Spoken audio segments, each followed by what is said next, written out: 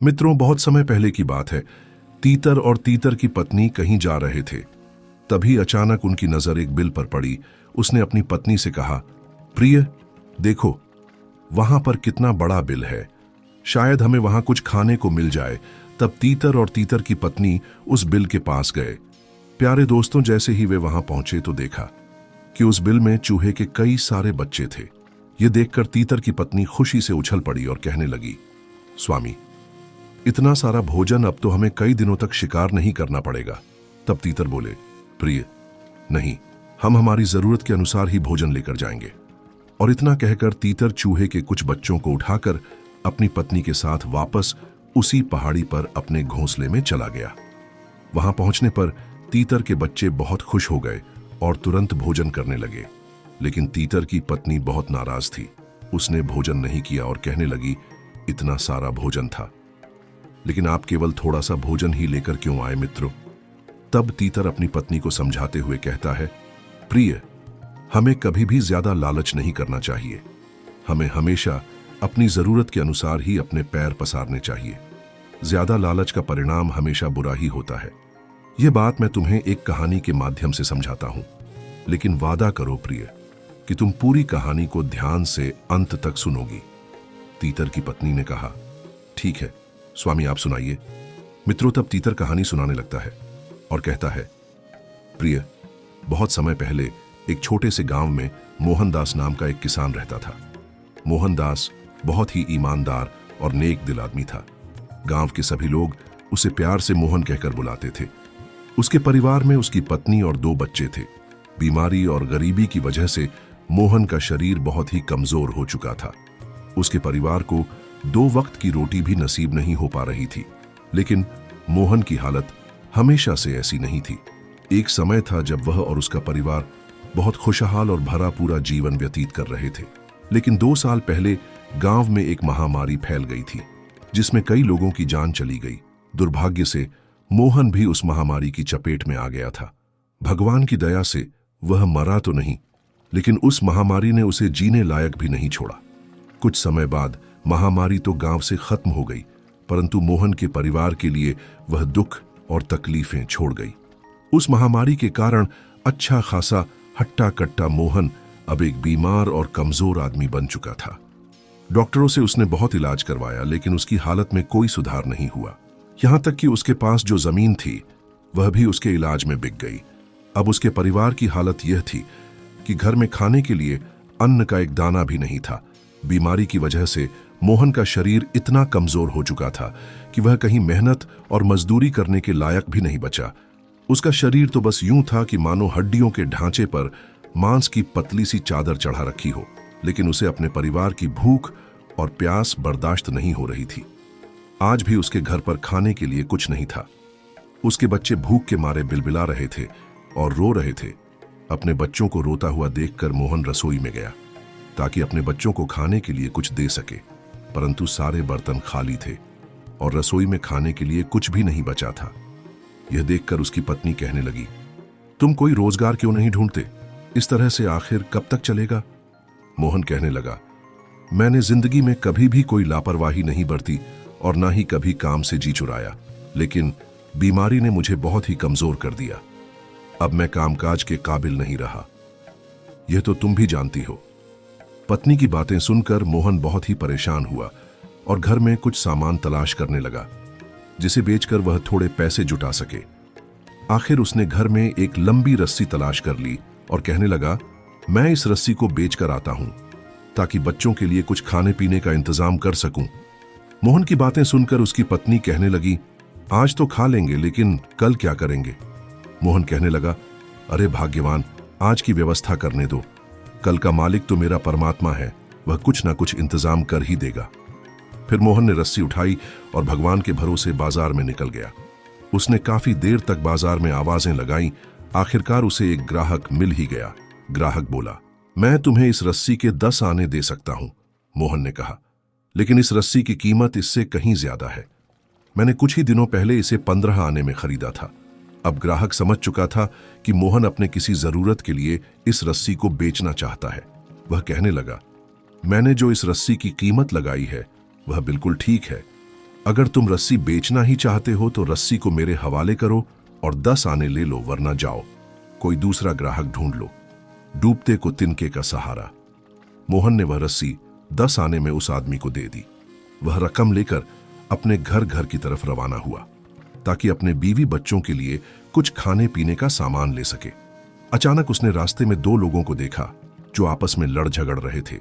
यह देखकर मोहन उसी तरफ निकल गया ताकि देख सके कि आखिर यह मामला क्या है। जब वह नजदीक पहुंचा तो उसने देखा कि एक जवान ने एक बूढ़े का हाथ कस करके पकड़ रखा है और उसे अपने साथ ले जाना चाहता है। वह बूढ़ा व्यक्ति अपना हाथ छुड़ाने की पूरी को कोशिश कर रहा था। मोहन ने उस नौजवान से पूछा, अरे भाई, आखिर तुम इस बूढ़े को कहां ले जाना चाहते हो? जरा इसकी उम्र तो देखो, ये तुम्हारे बाप की उम्र का है। क्या इसके साथ ऐसा बर्ताव करना ठीक है? वह बूढ़ा, जो बहुत ही मजबूर था, मोहन से कहने लगा, देखो भाई साहब, यह नौजवान मुझे सिर्फ 10 आने के लिए कोतवाल के पास ले जाना चाहता है ताकि मुझे कैद खाने में डलवा सके। अब तुम ही बताओ, क्या परमात्मा यह चाहेगा कि मैं जो इतने सालों से इस नगर में इज्जत की जिंदगी जीता आ रहा हूं, सिर्फ 10 आने के लिए कैद खाने चला जाऊं? मोहन ने उस बूढ़े की बातें सुनी तो वह उस नौजवान को समझाने लगा, लेकिन वह किसी की बात मानने को तैयार नहीं था। तब मोहन सोचने लगा, क्या ऐसा भी हो सकता है कि कोई आदमी मुझसे भी ज्यादा जरूरतमंद हो? अगर यह बूढ़ा कैद खाने चला गया तो इसकी बीवी और बच्चों का खर्च कौन उठाएगा? यह सोचकर मोहन ने अपनी जेब से 10 आने निकाले और उस जवान को देते हुए कहा, ये लो नौजवान, तुम्हारे 10 आने, अब तुम इस बूढ़े को छोड़ दो। पैसे लेकर नौजवान वहां से चला गया। उस बूढ़े आदमी ने अब राहत की सांस ली। वह मोहन के सामने हाथ जोड़ते हुए उसे दुआएं देने लगा, भगवान तुम्हारा भला करे और तुम्हें इसका 100 गुना दे। उस बूढ़े आदमी की दुआएं सुनते सुनते मोहन भी अपने घर की तरफ वापस चल पड़ा। चलते चलते मोहन यह सोच रहा था कि अब मजबूरी में उसे खाली हाथ ही घर वापस लौटना पड़ेगा, लेकिन दिल ही दिल में उसे यह तसल्ली भी थी कि गरीबी के बावजूद उसने एक नेकी का काम किया है। यही सोचते सोचते मोहन अपने घर पहुंच चुका था। जब उसकी पत्नी ने देखा कि वह चुपचाप और सिर झुकाए खड़ा है तो समझ गई कि यह हमारे खाने पीने का इंतजाम नहीं कर सका, बल्कि वह रस्सी जो यह घर से लेकर गया था उससे भी हाथ धो बैठा है। वह पूछने लगी, क्या हुआ, तुम खाली हाथ क्यों हो और उस रस्सी का क्या हुआ? मोहन ने सारी बात अपनी पत्नी को बता दी। यह सुनकर उसकी पत्नी बोली, तुमने एक अच्छा काम किया है, एक बूढ़े आदमी को कैद खाने जाने से बचा लिया, पर तुम्हें मालूम होना चाहिए कि जो दिया घर की रोशनी के लिए होता है उसे कहीं और ले जाकर नहीं जलाया जाता। अब तुम अपने बच्चों को क्या खिलाओगे? कैसे उनका मन बहलाओगे? इस पूरे गांव में से कौन आएगा जो तुम्हारे बच्चों का पेट पाले? वह कहने लगा, तुम ठीक कहती हो, मैं तुम्हारी बातों से बिल्कुल सहमत हूं, लेकिन वह बेचारा बूढ़ा आदमी हमसे ज्यादा मुसीबत में था। पत्नी कहने लगी, अब तुम्हारे रोने धोने से कुछ नहीं होगा, जो भी होना था वह हो चुका। इन सब बातों को छोड़ो और आइंदा के लिए ऐसी कोई गलती मत करना। मोहन जानता था कि उसकी पत्नी की बातें कड़वी जरूर हैं, लेकिन सच है, उसे समझ में नहीं आ रहा था कि क्या करें और क्या ना करें। अचानक उसके मन में एक ख्याल आया। वह अपनी जगह से उठकर दोबारा घर के टूटे फूटे सामान को देखने लगा। वह कभी इधर देखता तो कभी उधर, लेकिन उसे कोई भी ऐसी चीज नहीं मिल रही थी जिसे वह बेच सके। इसलिए वह परेशान होकर वापस अपनी जगह पर आकर खड़ा हो गया। अचानक उसे एक पुराना बिस्तर नजर आया जो बच्चों के बिछाने के लिए इस्तेमाल होता था। उसने अपनी पत्नी से कहा, मैं इसी बिस्तर की तलाश में था, तो कहो तो मैं इस बिस्तर को बेच आता हूं। पत्नी कहने लगी, बच्चे तो भूखे हैं, लेकिन तुम उनका यह पुराना बिस्तर भी छीन लेना चाहते हो। मोहन कहने लगा, अच्छा हुआ कि तुमने खुद ही कह दिया कि बच्चे भूखे हैं, इसीलिए जरूरी बात यह है कि उनके खाने पीने का इंतजाम किया जाए। पुराने बिस्तर के होने या ना होने से क्या फर्क पड़ जाएगा? उसकी पत्नी ने जब यह देखा कि इस बिस्तर की मोहन की नजरों में कोई कीमत नहीं है, तो वह आंसू बहाने लगी और कहने लगी, ठीक है, समेट लो इसे और बेच डालो, लेकिन याद रखना, इसे कम दामों पर मत बेचना, ताकि कुछ दिनों तक तो हमारे बच्चों का पेट भर सके। मोहन के पास अब कहने को कोई बात नहीं थी, इसलिए उसने अपना सिर झुकाया, चुपचाप बिस्तर को लपेटा और घर से बाहर निकल गया। वह चलता गया और फिर एक ऐसे बाजार में पहुंच गया जहां पर नई और पुरानी चीजों का व्यापार होता था। मोहन ने उस बिस्तर को बेचने के लिए आवाजें लगाई, परंतु बहुत कम ही खरीदार उसकी तरफ आ रहे थे। जो थोड़े बहुत आ भी रहे थे, वे इस बिस्तर को इधर उधर पलट कर देखते, उसमें कई तरह की कमियां निकालते और फिर आगे बढ़ जाते। आखिरकार एक ऐसा खरीदार भी आ गया जिसे वह बिस्तर पसंद आ गया था। उस आदमी ने इस बिस्तर की कीमत पूछी तो मोहन कहने लगा 10 आने। उस आदमी को शायद उस बिस्तर की उतनी जरूरत नहीं थी, इसलिए जब उसने 10 आने सुने तो कहने लगा, भला इस फटे पुराने बिस्तर के लिए वह कौन आदमी होगा जो 10 आने खर्च करेगा। यह कहकर वह खरीदार आगे बढ़ गया और फिर मोहन से दूर जाने लगा, लेकिन मोहन भागकर उसके पास गया। उसने उस आदमी का हाथ पकड़ा और कहने लगा, हुजूर ऐसा जुल्म ना करें, मुझे पैसों की जरूरत है, इसलिए मैं इससे कम कीमत पर भी आपको यह बिस्तर बेच दूंगा। आखिरकार उसने वह बिस्तर 8 आने में बेच दिया और पैसे लेकर अपने घर की तरफ रवाना हो गया। वह रास्ते में सोचने लगा कि आखिर मैं अपने बच्चों के लिए ऐसा क्या खो दूं कि उनका पेट भी भर जाए और उनका दिल भी बहल जाए। इतने में उसे एक बूढ़ी महिला के रोने की आवाज सुनाई दी। जब मोहन ने आवाज सुनी तो वह रुक गया और देखने लगा कि वह आवाज कहां से आ रही है। तभी उसने देखा कि एक बुजुर्ग महिला ने अपने जवान बेटे का हाथ पकड़ा हुआ था और उससे कह रही थी, मुझे किसी वैद्य के पास ले चलो। लेकिन वह नौजवान उस बुजुर्ग महिला से अपना पीछा छुड़ाना चाहता था और कह रहा था, माँ मुझे जाने दे, मैं तेरे इलाज के लिए पैसे कहां से लेकर आऊं। मोहन ने जब उनका यह झगड़ा देखा तो आगे बढ़ा और उनसे झगड़े की वजह पूछने लगा। बुजुर्ग महिला कहने लगी, मैंने अपने इस बेटे को पालने के लिए दिन रात एक करके मेहनत की, पर आज जब मैं बूढ़ी हो चुकी हूं तो यह मुझे किसी वैद्य के पास नहीं ले जा रहा। वह नौजवान कहने लगा, मैं इस बात से सहमत हूं कि मेरी मां ने बड़ी तकलीफों से मुझे पाला और मुझे पाल पोस कर बड़ा किया, लेकिन मैं मजबूर हूं। मेरे पास इतनी रकम नहीं है कि मैं अपनी मां को हकीम के पास ले जा सकूं। मोहन ने जब यह सुना तो वह कुछ परेशान सा हो गया। फिर उसने अपनी सारी रकम यानी 8 आने अपनी फटी पुरानी चादर से निकाले और उस नौजवान को दे दिए। उस नौजवान को मोहन के इस काम पर विश्वास ही नहीं हो रहा था। उसने चाहा कि वह मोहन के कदमों में गिर पड़े, लेकिन मोहन ने उसे ऐसा करने से रोक दिया और कहने लगा, मेरे दोस्त तुम अपनी जरूरत पूरी करो और अपनी मां का इलाज करवाओ। इसके बाद वह दोनों मां बेटा वहां से चले गए और मोहन वापस तरह तरह के ख्यालों में खो गया। वह बेचारा बहुत ही हैरान और परेशान था, इधर उधर देख रहा था। कुछ देर के बाद वह अपने घर की तरफ चल पड़ा, लेकिन भूख और बीमारी की वजह से उससे अब चला भी नहीं जा रहा था। फिर भी वह अपने घर जाने को मजबूर था। गिरता पड़ता वह किसी तरह अपने घर पहुंचा। उसने दरवाजे पर दस्तक दी। उसकी पत्नी और बच्चे इसी इंतजार में थे, इसलिए उसकी पत्नी ने फौरन दरवाजा खोल दिया। उसकी पत्नी के चेहरे पर खुशी साफ झलक रही थी, लेकिन जब उसने अपने पति के चेहरे पर मायूसी देखी तो उसकी खुशी भी गम में बदल गई। पत्नी कहने लगी, अरे ये तुमने क्या किया? तुम एक बार फिर से खाली हाथ लौट आए। मोहन ने जब अपनी पत्नी को गुस्से में देखा तो उसे सारी बात बता दी। सारी बात सुनने के बाद उसकी पत्नी बोली, तुम्हें तो सिर्फ दूसरे लोगों से प्यार है। उन्हें मुसीबत में देखकर तुम उनकी सहायता कर रहे हो, लेकिन पता नहीं तुम्हें अपने बच्चों पर दया क्यों नहीं आती। अब तुम ही बताओ कि हम क्या करें, कहां जाएं? अब मेरे बच्चों में ज्यादा देर तक भूख बर्दाश्त करने की हिम्मत नहीं है। अब तो लगता है कि भूख के मारे इनकी जान ही निकल जाएगी। मोहन में अब इतनी हिम्मत भी नहीं थी कि वह अपनी पत्नी से नजरें मिला सके। कहने लगा, मेरा परमात्मा सब कुछ जानता है। अगर तुम भी उस बूढ़ी औरत की फरियाद सुनती तो तुम भी वही करती जो मैंने किया है। लेकिन विश्वास रखो, भगवान कोई ना कोई रास्ता जरूर निकाल देगा।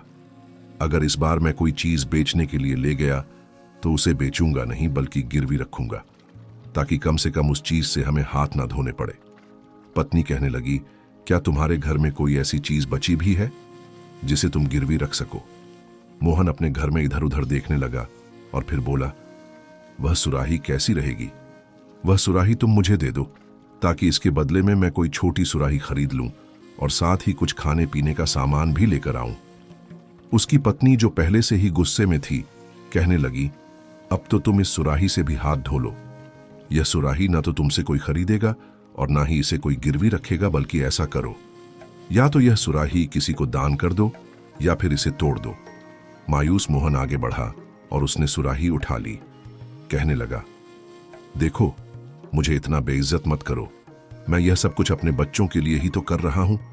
इसके बाद मोहन ने वह सुराही उठाई और बाजार की तरफ निकल गया। बाजार में पहुंचने पर वह सबसे पहले एक आदमी के पास गया और उससे कर्ज मांगने लगा। आदमी ने कहा, बेशक मैं तुम्हें कर्ज दे तो दूंगा, परंतु कर्ज के बदले में तुम्हें कुछ सामान मेरे पास गिरवी रखना पड़ेगा। मोहन ने उसे वह सुराही दिखाते हुए कहा, इस समय तो मेरे पास इस सुराही के अलावा और कुछ भी नहीं है। आदमी ने उस सुराही को देखा और कहने लगा, आखिर यह पुरानी सी सुराही जिसका रंग भी उड़ा हुआ है, इसके बदले में तुम्हें कितने पैसे चाहिए? यह तो गिरवी रखने के काबिल बिल्कुल भी नहीं है, इसलिए तुम वापस जाओ और कोई ऐसा सामान लेकर आओ जो गिरवी रखने के लायक हो। इसके बाद मोहन उस आदमी की दुकान से बाहर निकल गया। उसने कई बाकी दुकानों पर भी उस सुराही को बेचने की कोशिश की, लेकिन उसकी बात नहीं बनी, क्योंकि वह सुराही बहुत ही पुरानी थी और कोई भी उस पुरानी सुराही के बदले उसे कर्ज देने के लिए तैयार नहीं हुआ। सूरज ढलने वाला था और अंधेरा छाने वाला था। मोहन मन ही मन ना उम्मीद हो चुका था। मन ही मन वह सोचने लगा कि शायद मैंने अपनी पत्नी से वादा करके गलती की, इस सुराही को कोई भी गिरवी नहीं रखेगा, अब मुझे इस सुराही को बेच ही देना चाहिए। उसने यह फैसला किया और वापस बाजार की तरफ पलटा। आवाजें लगाकर वह सुराही के लिए खरीदार ढूंढने लगा। अब उसकी सारी उम्मीदें इस सुराही पर ही टिकी थीं, ताकि वह इसे बेच सके और अपनी पत्नी और बच्चों के लिए कम से कम एक वक्त का खाना तो ले ही सके। लेकिन उसकी बदकिस्मती कि उसे कोई भी खरीदार नहीं मिला। अब सूरज ढल चुका था और अंधेरा हो चुका था, इसलिए वह बाजार में सिर्फ अकेला ही रह गया। इसके बाद वह एक मध्यम सी रोशनी में जाकर बैठ गया, जो एक मकान की खिड़की से आ रही थी। वह सोच रहा था कि इस हालत में वह कैसे अपने घर वापस जाए और अपनी पत्नी और बच्चों को क्या जवाब दे। अभी वह यह सब कुछ सोच ही रहा था कि तभी उसे एक मछली बेचने वाले की आवाज सुनाई दी। यह मछली बेचने वाला भी मोहन की तरह ही गरीब और परेशान था, इसलिए वह भी उसी जगह पर आकर बैठ गया जहां पर मोहन बैठा हुआ था। उस मछली बेचने वाले के पास एक हरे रंग की मछली थी, जो उसने वहीं पर रख दी। जल्दी ही वह दोनों एक दूसरे से बातें करने लगे और अपने बारे में एक दूसरे को बताने लगे। मछली बेचने वाला कहने लगा, हम दोनों के हालात बिल्कुल एक जैसे हैं, क्यों ना हम ऐसा कोई काम करें जिससे तुम्हें इस सुराही से छुटकारा मिल जाए और मुझे इस मछली से मेरे पास। यह एक हरे रंग की मछली बची हुई है, मैं तुमसे यह सुराही ले लेता हूं और तुम मुझसे यह मछली ले लो। यह मछली लेकर तुम अपने घर चले जाओ, ताकि आज की रात तो कम से कम तुम्हारी पत्नी और बच्चे अपना पेट भर सके। मोहन ने कुछ सोचा और फिर कहने लगा, हमारे पास इसके अलावा और कोई चारा भी तो नहीं है। बजाय इसके कि मैं खाली हाथ अपने घर जाऊं, कम से कम एक मछली तो मेरे पास होगी। अब मोहन एक छोटी सी मछली का मालिक बन गया, लेकिन मछली बेचने वाले को उसके बदले में एक बड़ी सी सुराही मिल चुकी थी। मछली बेचने वाले ने जल्दी से वह सुराही ले ली और अपने घर की तरफ रवाना हो गया। वह छोटी सी हरी मछली अब मोहन के पास आ चुकी थी। मोहन उस मछली को लेकर अपने घर की तरफ चल पड़ा। बेचारा मोहन आह भरते और आंसू बहा हुआ अपने घर की तरफ चल पड़ा। उसने बड़े ही मायूस दिल से अपने घर पर दस्तक दी। उसकी पत्नी ने दरवाजा खोला। मोहन जानता था कि उसकी पत्नी और उसके बच्चे उसी का इंतजार कर रहे थे। वह घर में दाखिल हुआ और उसने अपनी पत्नी और बच्चों के सामने वह हरे रंग की मछली रख दी और इंतजार करने लगा कि उसकी पत्नी क्या कहती है। हालांकि यह मछली छोटी सी थी। मोहन कुछ देर तक चुप रहा और फिर बोला, मैंने वह सुराही गिरवी नहीं रखी, बल्कि उसके बदले में इस मछली को लिया है। यह सुनकर उसकी पत्नी, जो मछली को देखकर बहुत ही खुश थी, लेकिन यह बात सुनते ही उसके चेहरे का रंग बदल गया। वह कहने लगी, क्या तुमने वह सुराही बेचकर यह मछली ले ली? अब हमारे घर में बचा ही क्या है? तुमने तो जाने से पहले मुझसे यह वादा किया था कि तुम वह सुराही बेचोगे नहीं, बल्कि उसे गिरवी रखोगे। मोहन सिर झुकाए अपनी पत्नी की बातें सुन रहा था। वह सिर्फ इतना ही कह सका, उस सुराही को कोई भी गिरवी रखने को तैयार नहीं था। मैं मजबूर था, इसीलिए मुझे सुराही के बदले में यह मछली लेनी पड़ी। पत्नी, जो कि बहुत ही नाराज थी। थोड़ी देर बाद उसकी पत्नी हैरानी से कहने लगी, अरे यह क्या है? जो चांद की तरह चमक रहा है। मोहन आगे बढ़ा और जब उसने मछली के पेट में देखा तो खुशी से चिल्लाने लगा, मोती! अरे भाग्यवान, यह तो कीमती मोती है। मोहन के चिल्लाने से उसका उदास घर खुशी से भर गया था। वह रात उसकी पत्नी और उसके बच्चों ने ईश्वर से प्रार्थना करते हुए गुजार दी और खुशी से फूले नहीं समाए। अब वे सुबह का इंतजार करने लगे कि कब जौहरी अपनी दुकान खोलेगा। अभी जौहरी ने अपनी दुकान खोली ही थी कि मोहन उसके पास पहुंच गया। उसे उस मोती के बदले में अशर्फियां से भरी हुई 2 थैलियां मिल गईं। इस बार वह खाली हाथ नहीं था, बल्कि उसके दोनों हाथों में अशर्फियां से भरी हुई थैलियां थीं। इस दौलत से उसने अपने लिए एक अच्छा मकान बनवाया, जिसमें सुख सुविधा का सारा सामान इकट्ठा किया गया। अब मोहन कोई गरीब आदमी नहीं था, बल्कि वह एक अमीर सेठ बन चुका था। अब तो मोहन के दिन बदल चुके थे। उसके घर में किसी चीज की कोई कमी नहीं थी।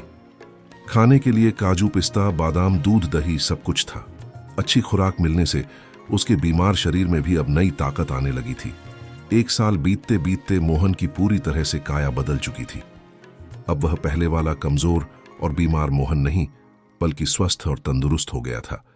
चेहरे पर, होठों पर मुस्कान, साफ सुथरे कपड़े अब उसकी पहचान बन चुके थे। परंतु दिल से मोहन आज भी वही पुराना मोहन था, जिसके मन में दूसरों के लिए दया और प्यार भरा हुआ था। 1 साल के दौरान उसके पूरे परिवार की काया ही बदल चुकी थी।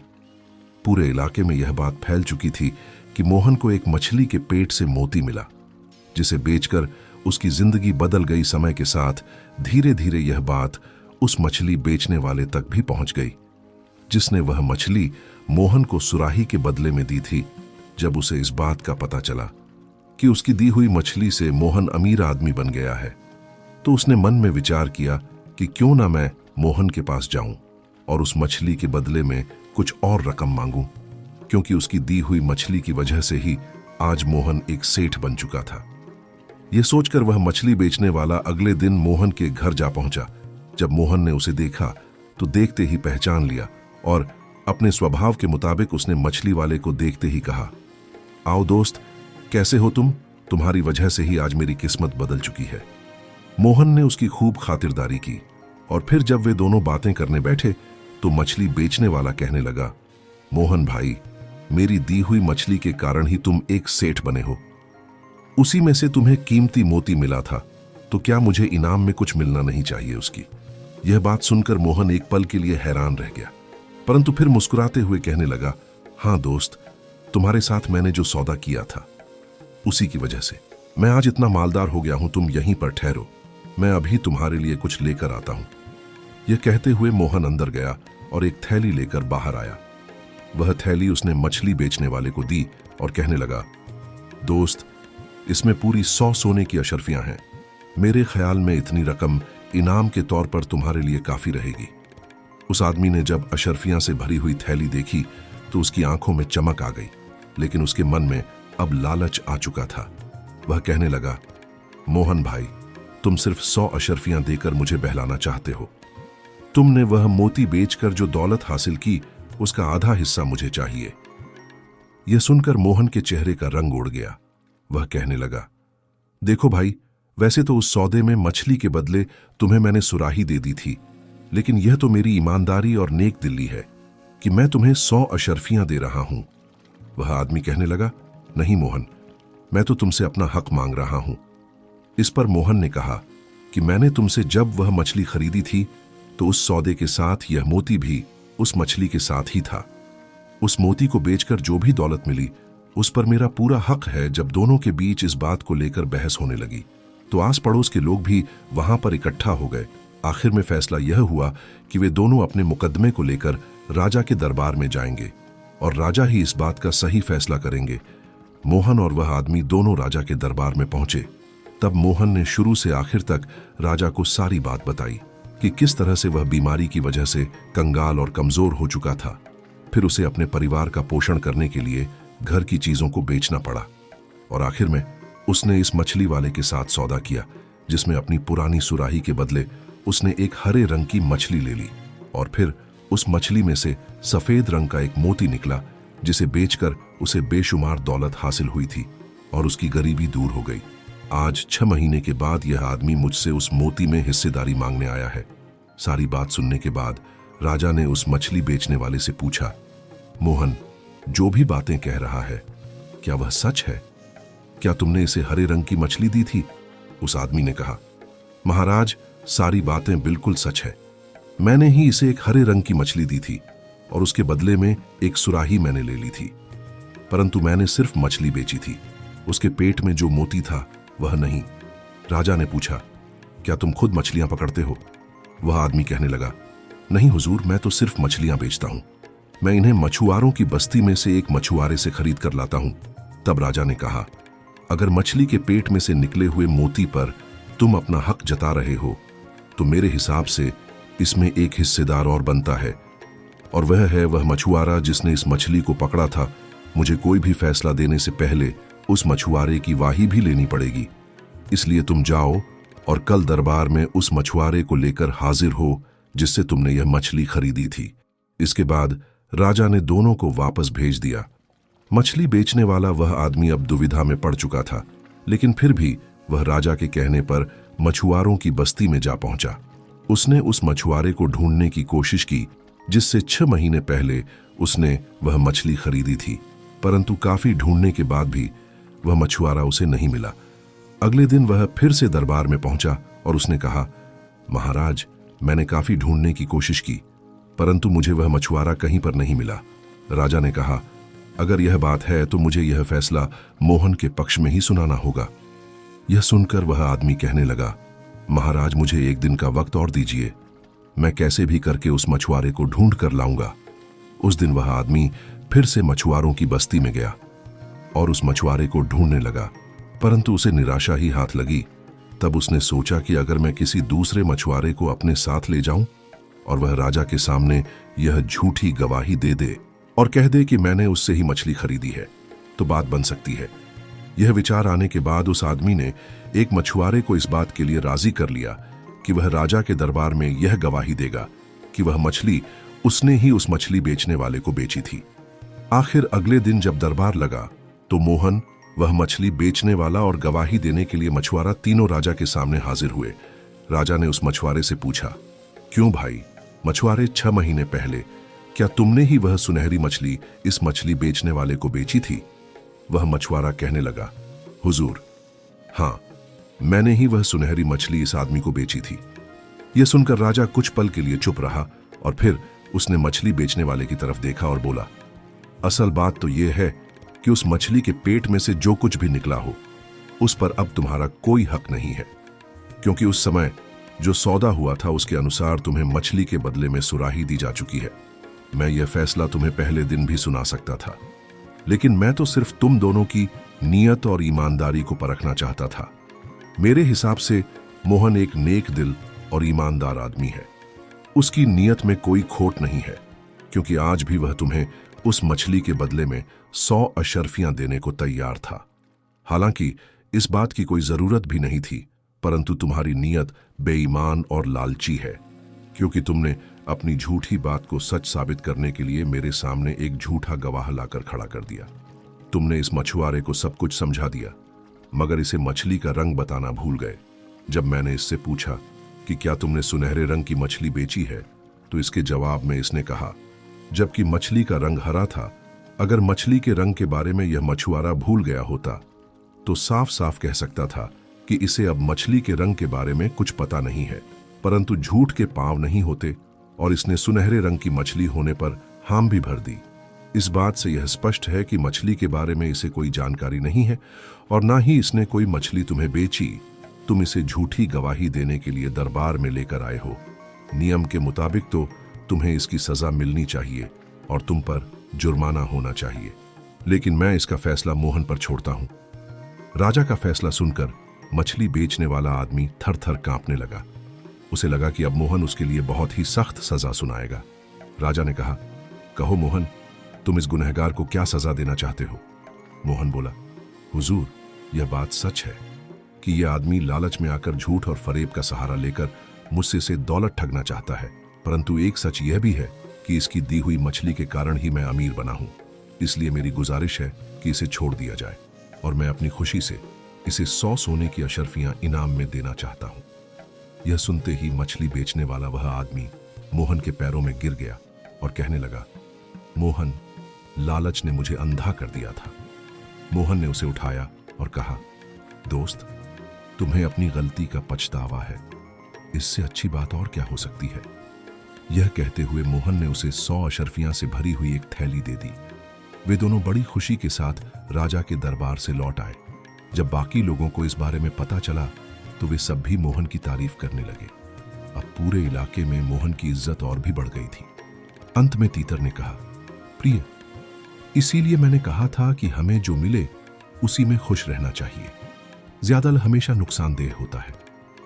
तीतर की पत्नी को तीतर की बात अच्छी तरह समझ आ गई और उसने अपना गुस्सा त्याग कर दोनों ने खुशी से भोजन किया। मित्रों, उम्मीद है हमारा आज का वीडियो जरूर पसंद आया होगा। ऐसे ही वीडियो पाने के लिए हमारे चैनल को सब्सक्राइब करें और हमारे वीडियो को लाइक करें, ज्यादा से ज्यादा शेयर करें। कमेंट सेक्शन में जय श्री कृष्णा जरूर लिखिए। धन्यवाद मित्रों।